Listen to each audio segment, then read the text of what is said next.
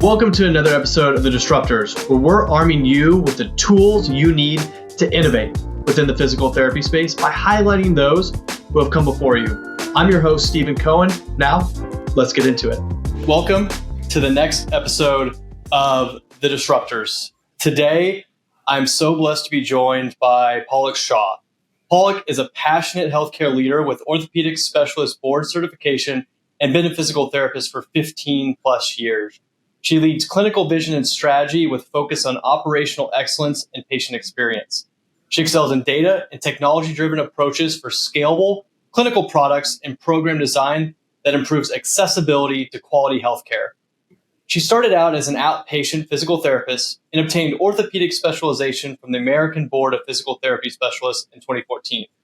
She then spent 4 years at Stanford Hospital as a senior physical therapist, treating complex musculoskeletal conditions and co-lectured at the Stanford PT residency program. Palak is currently a co-founder and head of clinical services at Luna, a leading provider of in-home outpatient physical therapy services. And with that, Palak, I'd like to welcome you to the podcast and thank you so much for taking some time with me today. Great. Thank you for having me.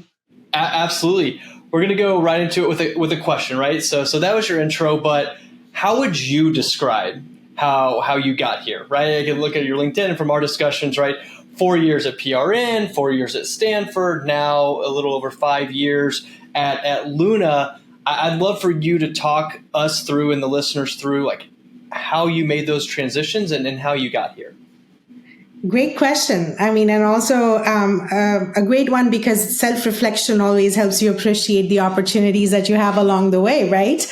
And I have to say, one very high level way of thinking on how I got here is believing in yourself, believing in what you want to do, and being open to the opportunities that come in your way. Because if you have the potential and you find a platform that supports your vision, then you can bring your vision to action, right? So I would say by being a practitioner in outpatient physical therapy definitely helps us understand the gaps that are existing in the industry and the things that you want to change. And if you are passionate and you want to change something, it puts you on a drive to find how you can bring that to action. So as a clinician at Stanford, definitely, I think it was a great foundation on being evidence-based, bringing the best patient experience and the highest level of quality care to our patients.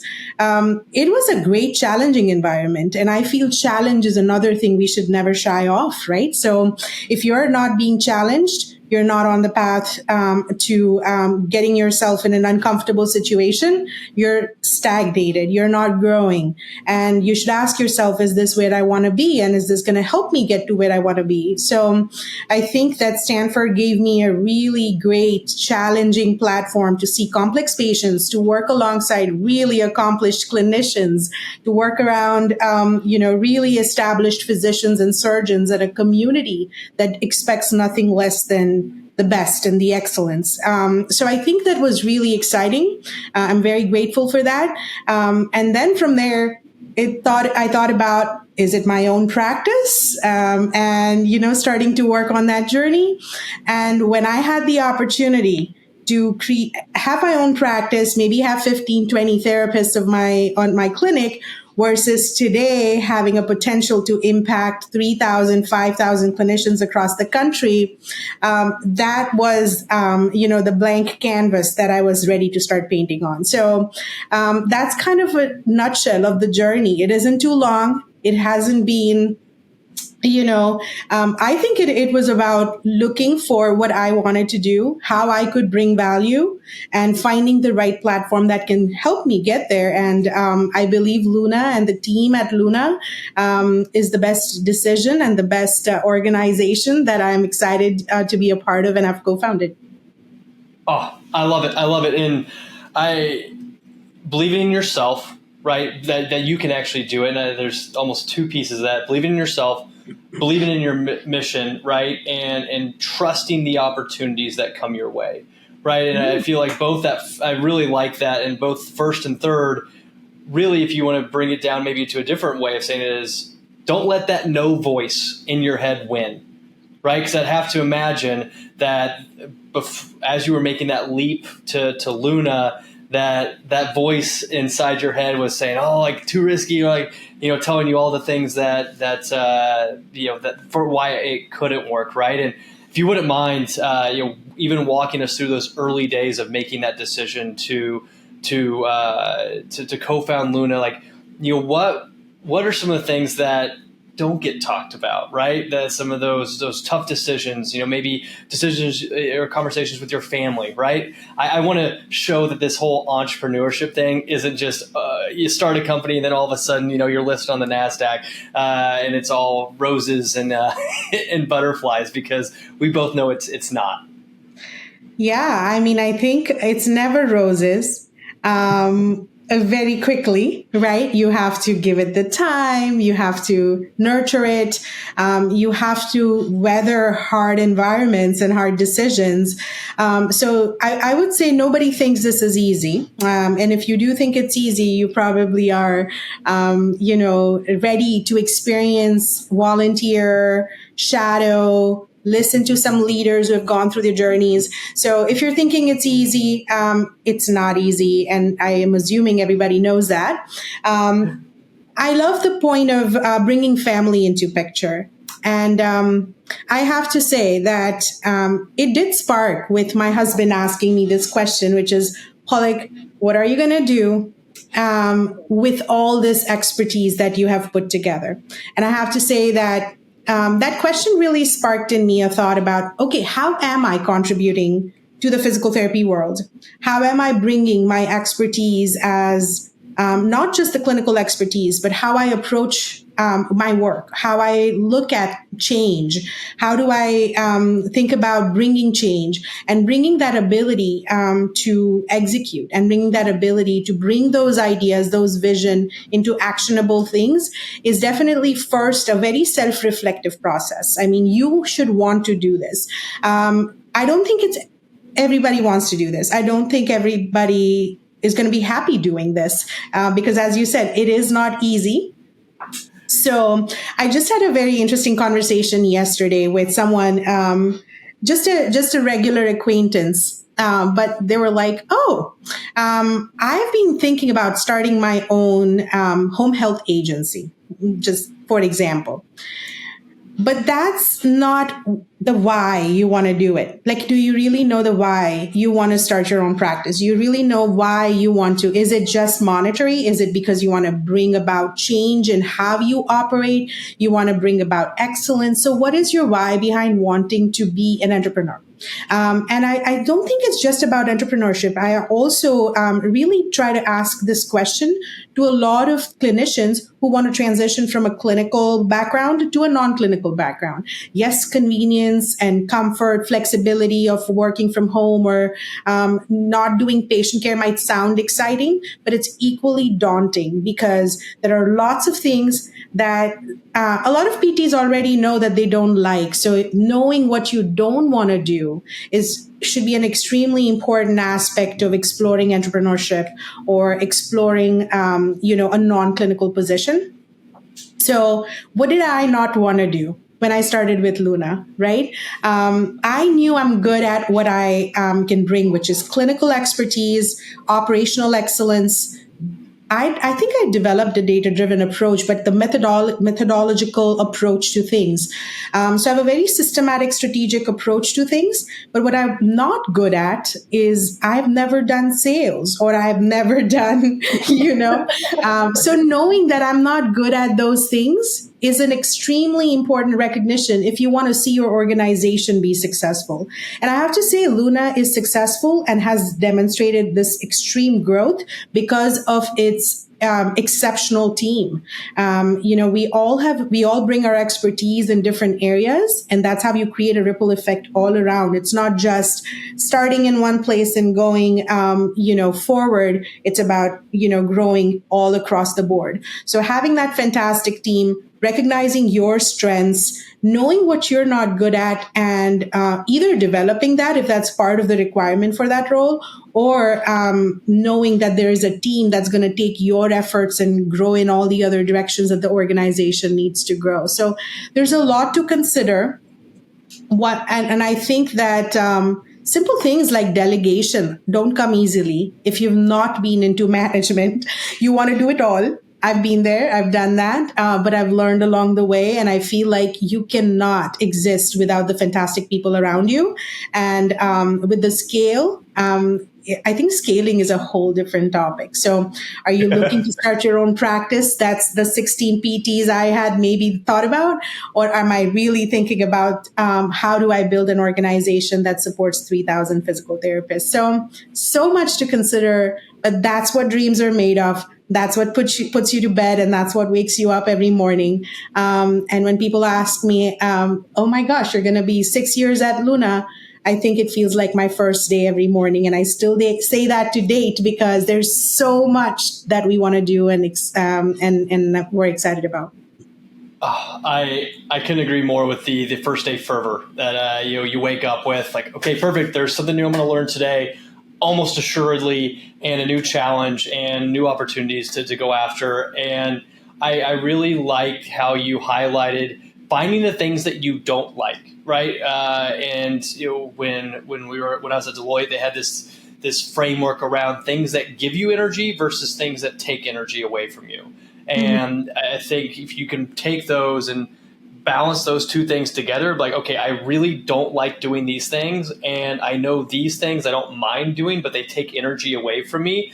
And even though it sounds limiting, by just taking all that out, like, okay, well, sales isn't good for me, marketing isn't good for, like, right? So it helps you actually get much more focused, and it limits the potential for analysis paralysis, right? And all of a sudden you're like, oh, okay, like there's this one specific thing, and it's amazing how far you can niche down, right? It's absolutely amazing. And I don't think people should be worried about putting themselves in too tight of a niche because, especially in healthcare, it's a $4 trillion market. The smallest of the smallest of niches is probably still $100 million, right? It's still, there's a lot to be had, even in the tiniest niche within healthcare. Yeah, no, and I think absolutely emphasize that. But at the same time, I have to say you don't know it all when you get started. So I do want you to believe in yourself. Of course, what I don't like to do is something you have to recognize. Like, even as a director of rehab in a outpatient clinic, you might be doing sales. You might be happy with that, but it's very different in different organizations. And you might be able to achieve the needed skills along the way. So I just want to even emphasize that interest is one thing, but you don't have to know it all when you get started. So I do want to encourage everyone to say, push yourself and be comfortable with being in the uncomfortable zone. And if you believe in yourself, if it's of interest, you can get there. And one really good story about that is data. So as a physical therapist, being, even on a teaching or the residency side or mentorship side, data was never a part of my clinical care journey, but it's just a very simple approach. You either have it or you don't. And along the way, I've just realized that the simple things you do have really fancy names. Like, oh, what I'm doing is actually population health. I had no idea I was doing population health, and I don't have an MPH degree, but I can do it. And so can you. So if you realize that you're naturally finding yourself asking the right questions, you're amongst the right group of people and have a supportive work environment, you can achieve and grow along the way. And if you are proactive, if you're not waiting for directions and you're taking on responsibilities to learn versus being my job, there is so much out there you can learn now that I feel data was one of those instances, which I think that really stands Luna apart. And I'm really excited because we are a technology first company. We have access to all the data. But if you don't bring that data to action, there's no benefit to it. And you have to be able to tell a story. So Storytelling with Data is a book that I really enjoyed. And I'm like, that's true. You just want to be able to back what you're saying with data, and things of that sort. So you might find that similar opportunity in any area, may it be technology, may it be operations, may it be sales, may it be marketing. So you might find excitement in some of these aspects. And if you just start pursuing and start taking action, you're going to know that as clinicians, we already have a very systematic approach to things, and you're going to be able to apply it to so many fantastic things. So I just wanted to say, while you're trying to answer your no's, be comfortable in, exploring more and just pursuing one thing after another. You dropped another little nugget in there. And so we had this, I had this like a saying, there's two types of analysts. You have pointers and retrievers. Right. And in there, you said, how helpful it is. And I completely agree with you on this, how helpful it is to be looking for and be proactive for those opportunities. Right. And don't just be the pointer, be the retriever of like, hey, I saw this in the data. And so I dug in a little bit further. And this is the thing that I found. Does this make sense to you? Right. It's so much better conversation when someone brings that to you than, hey, that looks weird. Like, okay, well, let's take this a couple steps further. And so I think if that was another nugget that was in there. It was, if you can become more of a retriever, and it doesn't even have to be right. Just put a little bit of thought through it, and all of a sudden you're going to see some pretty amazing reactions by those you work with by just taking that extra step of, especially if you're passionate or interested in the area. It's a beautiful thing. 100%. Absolutely. There's so much to learn. Even if it doesn't get implemented, you learn how to explore that data, or you learn how to explore that opportunity. So it's practice, and that's how you're going to learn more. So 100%, I think. Let's be the retriever, Stephen. Perfect. Let's be the retriever. Thank you for listening to this episode. This would not be possible without the sponsorship of SaRA Health. SaRA is the relationship operating system for physical therapy practices, driving better patient outcomes, improved arrival rate, and improved financial margins. If you'd like to learn more, check them out at SaRA, SaRA Health.com, SaRAHealth.com. And if you'd be interested in advertising with us and helping us produce even more great stories, please let us know at Steven@SaRAHealth.com. Now, back to the episode. Okay, now we've talked how you got here. Would love to know your why behind physical therapy, right? So what got you into, what made you want to become a physical therapist? Great question. I don't think I knew I wanted to be a physical therapist. I knew I wanted to be in healthcare when I started. For anyone who doesn't know, I'm actually trained as a physical therapist in India, and the Indian way of approaching education is extremely different. There are like 10x the applicants that you can even imagine, maybe even 50x the applicants you can imagine for any position in the office or in the college. So it's a pretty interesting environment. I knew I wanted to be in healthcare. I knew I was a very nurturing person from a personality standpoint from the get-go. And I believe I really enjoyed the opportunity to empower my patients to be independent. Along your personal experiences, one thing that really struck me was when I would go to a doctor and the doctor would tell me, let's try this medication. And that word try really just bothered me all along. And I don't know, maybe even scarred me. And there was nothing else a doctor could do after a certain point. And again, those are like childhood experiences. Healthcare's come a long way. But in general, I love the opportunity as a physical therapist to empower my people in order to understand themselves, be more dependent on their own understanding of their body, their own understanding of their function, their needs of their lives, and be able to carve their own path. So I think that's really empowering in my opinion. That's what I love about physical therapy. I've always been an outpatient physical therapy. So my approach to care has been very specific to musculoskeletal conditions that happen in our outpatient population. But I think the awareness about yourself and the awareness about how you can help navigate your conditions and manage your life has been the most important thing for me. And I think that even in a non-clinical environment, that's always top of mind. Like, is this technology, is this process, is this experience going to help patients be their best self, recognize and be more self-aware, and take charge of their own care? So I think that it's come a long way, and I can implement it anyhow or in any manner in physical therapy. And that's what keeps me super excited, the opportunity, the impact that physical therapy has on people's lives. I think continues to be my why behind why physical therapy, and why I still feel like contributing to the growth and expertise and the innovation that's happening in physical therapy versus just generic healthcare. I couldn't agree with you more. And it's a very common thread on physical therapists want to empower their patients, right? And as we've seen in some of our own studies, and as well as others, like, empowerment is a heck of a drug. Like, it is an amazing, amazing quality that as a patient who's a person, right?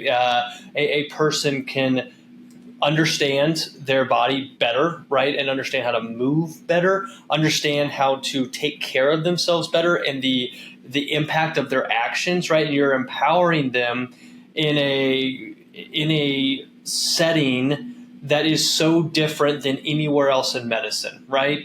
Like, where else in healthcare do you spend, let's say, 8 hours with a single clinician, a single provider, 8 hours in potentially less than 90 days? It doesn't happen anywhere else, right? It doesn't happen anywhere else. And you're talking about some of the non-clinical opportunities.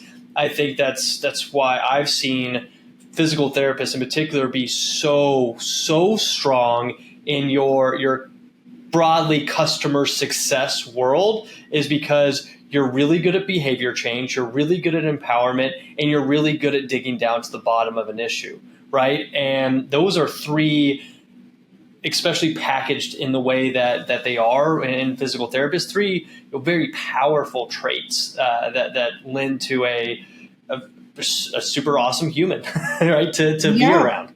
100%. And that's the second question we're answering, which is how, right? How are we planning to empower? So why behind PT is, yes, because we can empower our patients, but truly how we're empowering our patients is limitless. There are so many fantastic trainings. There's so many fantastic concepts, maybe choice architecture, maybe, in-person care versus virtual care, maybe how, like, the behavior change, how many times does a physical therapist say that we believe we're psychologists and we're trying to really work with our patients? But what's really important here is, to your point, we have the opportunity to bring the human component to our care, and in a fashion that can relate to them, that can be evidence-based, but at the same time, very real, very practical, implementable, relatable to our patients. And I think that, to that point, how we use those 8 hours, and I'm assuming the way we're thinking about 8 hours is an average of 8 visits with our patients. Yep. How we leverage them, how we guide our patients, how we communicate with them, really impacts how they perceive their condition. And I think that it's extremely important responsibility as a clinician, that how your patients are perceiving their own condition. What you say makes a big impact. How you communicate that condition, how much medical jargon we use. They're all so important things. So you can think about leadership level impact. And if you're not in a leadership position, you are still a leader for that patient's care. It relies on how you bring change one patient at a time. So when you start reflecting on something that's very generic, it's still, you'll still just find the essence and the meaning to really what empowerment means, to really how you change the life of an individual. And it's very, very rewarding. I mean, physical therapy in general, may be in management, may be in patient care, it's extremely rewarding. You are impacting patients' lives day in, day out. You have full autonomy to do that. Nobody's standing over your head telling you, do this or that. So please, take charge and take responsibility. Don't, do the normal trends we see in your documentation. Figure out how you can be innovative in your patient's care. So I think you can drive impact at any opportunity you have, maybe with patient care, maybe in management, maybe at population health level. So it's extremely rewarding if you look at what you have in front of you and make the most of it. I couldn't agree more. I couldn't agree more. There's so many rabbit holes we could go down on that on that front, but I'm going to hold off, or else this could be a 270-minute recording. Well, that's great. Well, let's make sure people think about it for 270 minutes. That would be great. Goal achieved. I think. I mean, goodness, just in that that the last 2 or 3 minutes, right? There's so much to think about, and I really like the empowering the empowerer, right? And so as a physical therapist, you're leading 30 to 60 patients at any given time, right? Like, you are in management, whether you know it or not.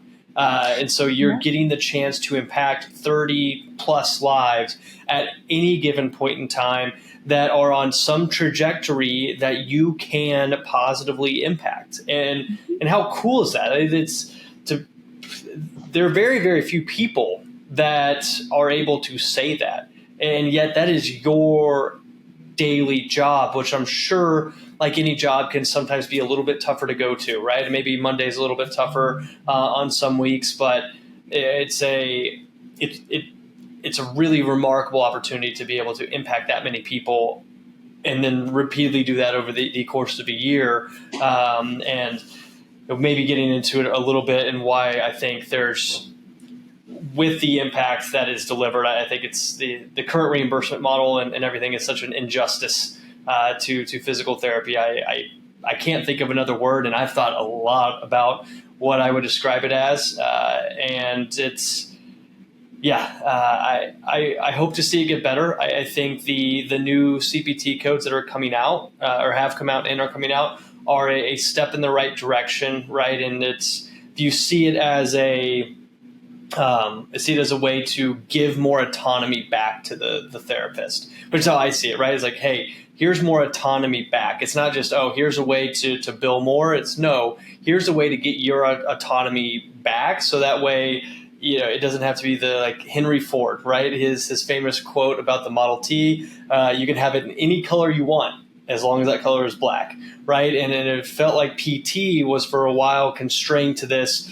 Yes, we can give you any type of care you want, as long as that's in person, like for 12 visits over 6 weeks. And I think that just this allows for just more autonomy to come back to the world of physical therapy, and like, now I can actually could we do some of this with this remote? Could we do some of this remote? Could we do some more monitoring? Could we do engagement here?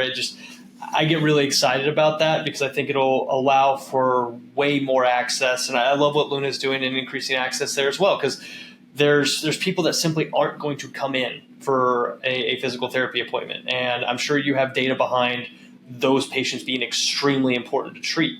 And I'm sure you have plenty of data behind that. And if you can share any, please do. But I'm excited and just so encouraged by conversations like this, that there are leaders like yourself that are trying to right this injustice.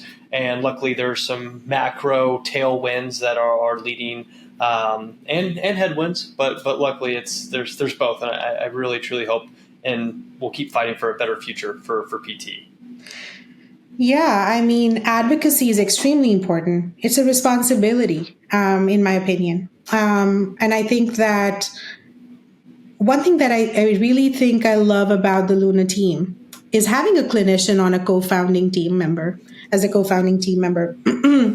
The fact that the voice of clinicians is incorporated from the get-go. And I believe I'm just a liaison, and I always want to try and do justice on ensuring that it is reflected accurately, it's reflected in a timely fashion, that it is a part of the consideration of what we are building. And I have to say that I respect the fact that that is an opportunity at Luna, because that's not something that happens across the board. And I think that I'm really grateful that what we're doing for the physical therapy industry has really the voice of a clinician, the voice of a patient, the voice of the gaps of physicians or stakeholders really built into what we are putting together here. But talking about fee for service, Stephen, I do think that we're, I don't know. I feel like there is no doubt that fee for service is not the best way of justifying the care that we provide. Mm-hmm. But at the same time, I feel like Medicare really has it established very cleanly what gets reimbursed, what doesn't get reimbursed. Over time, it's actually started to become one of my favorite payers, because at least it tells you what to do, or at least there are established guidelines. It's a federal payer. But long story short, I think there is a transition happening from fee-for-service to value-based care to managed care to lots of different names of, or like how care is paid for. And I think that the crux of all of those payment models is actually outcomes, right? How can somebody not be an expert but still say, okay, we'll pay you something, right? So with fee for service, you're billing for something, you're getting paid for something. You're billing for something, you're getting paid for something. With value-based care, they're saying, we don't know how to do this. You know how to do this, but we can afford to pay you this much. Please, can you manage the patient's care for this much amount? So I think that it's new. It's very ambiguous. But at the same time, I think as clinicians, what we have to identify is, are we able to demonstrate our patients' outcomes and our patients' experience? And one thing that we've really done well at Luna is make that data available to every clinician, to every partner, to every therapist, to every physician that we work with. These are your patients' outcomes. These are your patients' experiences. Luna's NPS score is at 87 and has been consistent over the last 5 years. We've published a blog, but being able to maintain that as we've scaled across 28 states has not been an easy feat, but we have dedicated focus on listening to our patients' experiencing, converting learnings and insights into action. And that systematic approach really is what will bring value to your care. You're listening to your patients and you're identifying the gaps and you're making change and implementing that change. Of course, you can't change everything at one go. Prioritization is important. Roadmap planning is important. Like how you go about achieving that has to be practical, but it cannot be ignored is all that I'm getting at, Stephen. So again, coming back to the payment models, I think there is a lot of change happening at every tier. Clinicians want to be at the forefront of deciding and, advocating for the change that they want to see. And it's happening across the board, maybe orthopedic surgeons, maybe physicians, maybe physical therapists. So I would say that trust is important. The leaders are trying. I have to say APT is doing some fantastic work, lots of great advocacy. And you could always say, we don't like this, or we can trust the leaders, do something towards it, but do our best in the place where we can drive impact, which is be data-driven, be outcomes, focus on your patient's outcomes, focus on your patient's experience. So one thing we've done at Luna is, as a therapist, if you are seeing, 10 patients, are those 10 patients improving in their outcomes? Are they having a great patient experience? If they're not improving in outcomes, that's an opportunity to up your skill, up your understanding. What are your gaps and how can you do better at that? So as you were mentioning, the management of your own patient caseload. If you have your own clinic, you're going to have to do that. So why wait till you start your practice? Do that now. And I think I'm pretty proud that at Luna, we do make that data available to you. So if you're not using it, start there, right? So I think fee for service, value-based care, payment models are going to be challenging. They're going to be an ever-changing landscape, but we got to do what we can do, which is demonstrate the quality. And if we can, our patients are going to stick to our care. If our patients stick to our care, we're going to be able to justify the value of physical therapy. We're doing so much advocacy to say physical therapy first. If we have physical therapy first and our patients haven't made the improvement and end up going to an ER or to get more imaging, are we taking responsibility for that? Did we do good enough job that my patient ended up getting an X-ray, which I know is not going to tell them anything? So I think there's just so much room for opportunity in terms of taking ownership for your patient's care, to being evidence-based, to really ensuring that you're making the patient's care more cost effective. If you're saying I need 10 more visits for this patient, really justifying the cost of care for those 10 visits. I mean, all the leadership questions, if they can be asked at a clinician level, I think that's the change we should be working towards versus just trying a top-down approach of trying to make change at the top level, and the therapists are doing what they do and they're not being empowered to bring that best foot forward. So it's so much work to be done. Let's wake up every morning, be excited. So yeah, Stephen, I think there's so much that would be great to achieve as an industry, as a profession. Well, thank goodness, right? Or else this would be really boring if there wasn't anything to do. There you go. And that's what gets us going. Yeah, and I couldn't agree with you more that having a clinician on the founding team is a superpower for any company in this space. I mean, we've definitely felt it with Paul on our team. It's to me, it's a must-have. You're missing out on so much value, and I love how you're down to the therapist and down to the therapist patient level know not only outcomes but experience. I think that's so valuable, and I would imagine, if I had to guess, you collect it in ways that is not directly reported through the physical therapist, which gives it some likely higher level of validity and authenticity of that feedback, and not confrontational or kind of like just being like oh, of course it's amazing, now you can go tell your boss that. You automate things. You make it technology driven. They can be modified. Our NPS score was gathered based on or calculated based on 100,000 plus data inputs, and nothing was filtered, nothing was scrubbed, nothing was cleaned. It was as is. So yeah, I mean, I think technology and automation makes a big difference to some of those things, Stephen. And I agree, not everybody has the luxury to, but Luna is a technology first company. So I think we have some really exciting opportunities to make change. I'm going to give you some credit, though, because I'd imagine you had to fight for that at some roadmap session. At some point, you had to fight for that, and I very much appreciate that it made it. So I think that's a very good point, Stephen. I mean, I have to say, I don't have to fight as hard anymore, but it is an important aspect of any clinician thinking about moving from clinical roles to non-clinical roles, where you might think this is a great idea, but it not necessarily is the needed idea in the time and the moment. So don't be discouraged with that. Really aligning your exciting ideas and opportunities with the company's North Star is extremely important. But what I really wanted to say here is don't be discouraged with your idea being not implemented in the moment. Work on putting the right story, and how are you presenting that information to your management. So just thought a quick little nugget. It's never easy.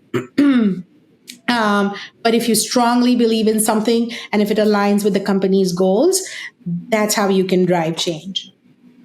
I couldn't agree more. Now that we talked about a bunch of payer models and everything else, we get to my favorite question, which is, if you had a magic wand and could fix something within physical therapy, even if it put both of us out of a job, what would you fix with your magic wand? I'm never worried about being put out of the job. Like, I think we're in the safest, physical therapy is like the safest profession. There are only 300,000 PTs in the United States, only. Yep. That's all that you've got. And the World Health Organization's identified we're underutilized. So don't worry about that at all. And I think that we have lots of value to provide here. But okay, if I have a magic wand, I would really want to do everything possible to bring the community, the physical therapy community, together, make it better, make it stronger. And I think that's the number one thing. As a profession, there's lots of fragmentation. There's lots of different models. It's a very complicated model of care. And if I had a magic wand, I think I would just want to make, magic happen in the community, bringing people together, really being able to identify the next big steps and have opportunities to drive change, and be together, like really be united. I like that, right? Because you could look at it from an outsider looking in and say, well, how can this cash pay practice that's inside of a chiropractic clinic in Maine relate to this this Medicare, like 85% Medicare, or maybe even more, inside of a senior living facility in Washington, right? How could they all how could they work together? Like, it's so disparate. But I would agree with you. The magic wand would only need to be to create the space for it, because I think the similarities would come through very, very quickly. And so it's, yes, different on the surface, but not really. I would imagine when it comes to a lot of the core concerns, I would imagine there's the top three, while they may be ordered differently in different settings and different, payment models and all that. I'd imagine the top three, the Venn diagram is pretty tight, if I had to guess. Yeah. And what I also mean by some of the community aspects is exactly this visibility between clinicians and management, and simplifying what we're doing for our patients. And, I have to say that it's really exciting that at Luna, it's a very normal world that you're spending 45, 55 minutes with your patients. And there's lots of conversations about, is that needed? Is that not needed? But based on the outcomes, based on our MIPS performance, and based on our patient satisfaction scores, we know that we're driving what patients need, as compared to a 20-minute session, a 30-minute session, 16, 17, 18 patients a day. So if you are in that kind of an environment, and, I think that there are better opportunities out there, I think it's really important to understand what puts you in an environment to bring that change to your patient community, bring that change to your own work-life balance, and find opportunities that give you the empowerment to drive impact. And I was also just even thinking about the direct access advocacy that APTA is doing, right? I mean, that's amazing.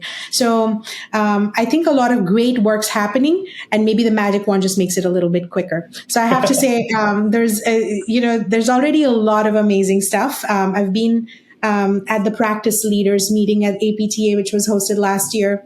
Very, very exciting, very, inspiring, motivating to see the kind of work, the kind of advocacy, the kind of challenges that the profession faces, and really think about, supporting that, contributing towards that, because those are the change drivers for our profession.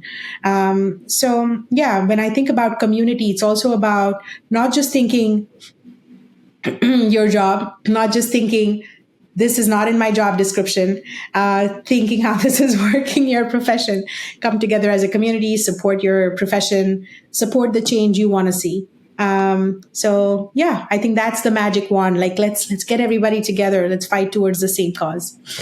I love that. And to finish up, it probably will be a restatement of what we started out with, but we're creating this space and these dialogues to help people who want to innovate within physical therapy feel like it's 1 degree closer than when they started listening. And so you already mentioned believing in yourself, believing in finding your mission, and also thinking about maybe what not to look at, right? And being open to the opportunities. As you think about helping that group of people, right, that is on the edge of innovation, and I think you've already given a lot of really, really good stuff around, hey, if you are managing your patients, right, you have leadership, go be amazing at patient care, or go and try to do some things within data. You've given so many nuggets throughout this our time together, and so I'm very appreciative of that. But in wrapping up and final, if you wouldn't mind giving maybe 1 to 2 things that you think are the most important for a person interested in innovating in the physical therapy space. I think the most important thing is in mind is, again, I'm going to say, ask the why. What do you want to innovate, and why do you want to innovate this? Is this truly relatable to our patients? Because you might be building something because you're passionate about it, but it might not speak to your patients the same way. Or you might experience the hurdles because you want to innovate something that's an uphill battle. It's not the most important aspect in their lives. It's a thought process. It's the adoption. So with that, of course, if you ask your why, the second thing is scale. That if you're innovating, ask yourself how you're going to scale this, because you're not going to be the only person who can be doing this ongoingly. So is your innovation truly scalable?